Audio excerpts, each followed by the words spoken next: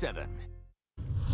Welcome back to HLN News Now. Right, imagine you're on a plane, you're minding your own business, you're headed to Tampa, Florida, and then someone starts freaking out. Let's watch. You're my savior! God, you're my savior! God, you're my savior! God, you're my savior! It's really a sad story, and it's frightening, as I mentioned, all in one. She is screaming, God, you're my savior.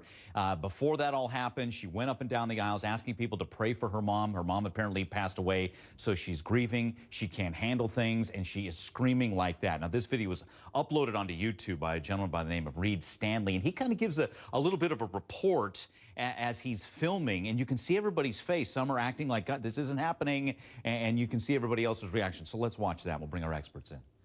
God, you're my savior. I don't know if this guy next to her knows her or not. He's been trying to calm her down the whole time. God, you're my savior. God, you're my savior. God, you're my savior. God, you're my savior. God, you're my savior. So again, we're not sure how it all ended up for her. We hope she got the care she needed. But what I think one of the questions we all have, what would we do?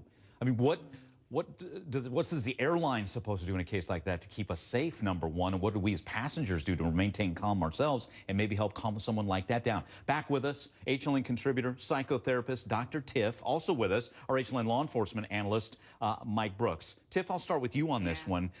Okay, first off, and there was a guy sitting next to her and that was trying to calm her down. At one point, she's like, don't blank and touch me. So even yelling at him. Pretty difficult. So what do you do? To be in, You're sitting next to her, near her. What do you do to try and calm her down? Well, I think or do you even mess with her? Well, I think you kind of you got to know who you're sitting next to, and certainly in this case, he probably had no clue who this woman was. The best thing you can do is stay calm, be as empathic as possible, understand that this person is going through something and you have no idea. We do know that she had just suffered a dramatic loss from traumatic loss of her mother, and that can make you do some pretty strange things. But be as empathic as possible, be as understanding as possible, and as much as you can, keep a level voice. One of the things that I do when people are really escalating and their voices are escalating, personalities are escalating, I make sure my voice is monotone, I talk very softly, and I really make sure that I maintain eye contact and just try to be as understanding as possible. The hope is that the flight attendants, of course, had some type of mental health training and could know, like, really how to talk this woman down if they could. Well, let's hit on that, Mike, the safety side of this. What's the airline supposed to do in a case like this to keep everybody safe? And she doesn't try and I know it's said in the video there that she don't let her go for the door or anything like that. Well, you know, Mike, right after my law enforcement career, I worked for Delta Airlines as general manager of corporate security, and they'd hired me to start up the abusive passenger program of dealing with things like this. And I think they did the right thing. They didn't try to go over and holler at her, you know, but it's up to the captain where along in that flight where he or she decides, okay, is this an in-flight emergency? Do we have to put this aircraft down?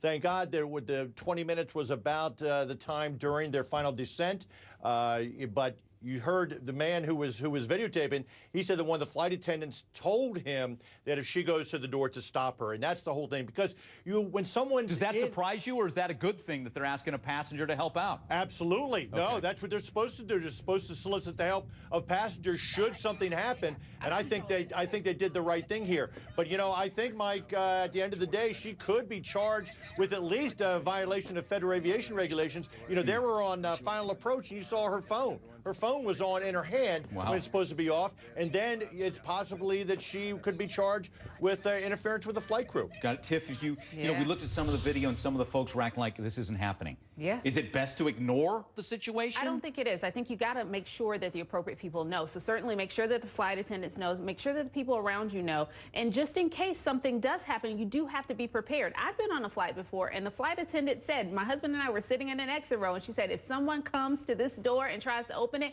you get them with an elbow. She literally told us that. Really? Yes. And my husband was like, yeah. He was ready. He was ready. He was ready. All right. Well, Tiff, Mike, thanks so much. Again, it's just an unthinkable scene on that plane. Thankfully, nobody ended up hurt out of all of that. Well, speaking of hurt